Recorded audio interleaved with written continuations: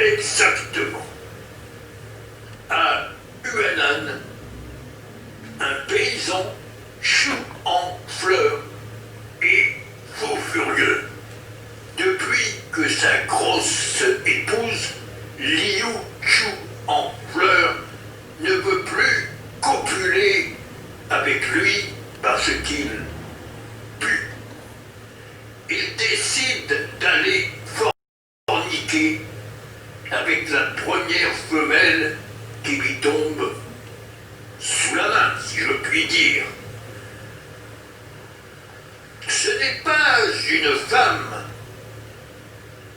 qu'il trouve, mais une pangolin, Jeanne Tse-tung, qui refuse tout net d'avoir des relations avec ce rustre. Chou en fleurs la viole et la sodomise, malgré les écailles qui lui grattent les testicules. Jeanne dépose plainte auprès de Brigitte Bardot, mais le président Xi Jinping n'en a rien à faire et expulse Brigitte Bardot. Or, ce qu'il faut savoir, c'est que Jeanne est malade, elle tousse, elle crache, et Chou en fleurs n'a pas mis de capote. Il attrape, bien sûr, le virus. L'association de défense des pangolins décide de venger l'honneur de Jeanne et de contaminer toute la planète. Fallait pas embêter les pangolins, on n'en serait pas là. Les pangolins s'infiltrent dans les maisons, se conduisent comme des petits chiens, sont gentils, crachent un peu partout, mangent avec les humains, mangent dans les assiettes, etc. Mais de son côté, Chou en fleurs viole sa femme qui le trompe avec son amant, contamine celui-ci qui contamine son épouse, qui contamine elle-même son amant, qui contamine elle-même son épouse. Un mois plus tard, 27 Maccabées, puissants, puis 2500, 3000, 5000, qui dit mieux?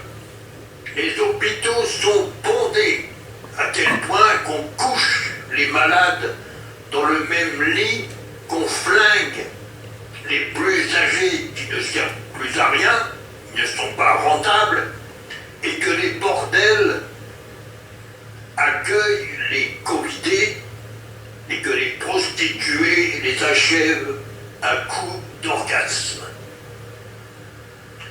Bien entendu, tous les Chinois ne sont pas pauvres. Un touriste friqué chinois, fan de Jacques Brel, a voulu voir Vesoul et il a vu Vesoul. Mais bien entendu, à Vesoul, il a vu aussi des femmes. La suite, vous la connaissez. On confine, on déconfine, on reconfine, on redéconfine. On sait plus ce qu'il faut faire.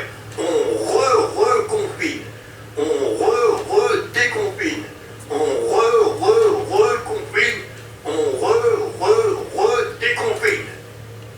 On prévoit la troisième vague avant que la première soit commencée.